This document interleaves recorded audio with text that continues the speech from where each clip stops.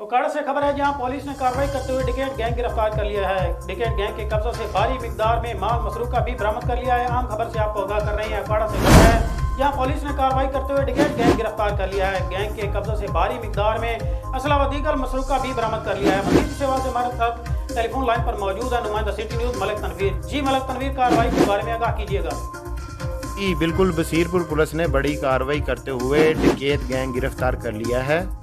असलम उर्फ असलू ओड अपने 3 साथियों के हमरा शामिल हैं। मज़कूरा डाकू डकैती की नीयत से राह पर नाका लगाकर राहगीरों को लूटने के इरादे से छुपे हुए थे कि SHO थाना बसीरपुर अरसलान जोया ने चारों डाकुओं को धर लिया।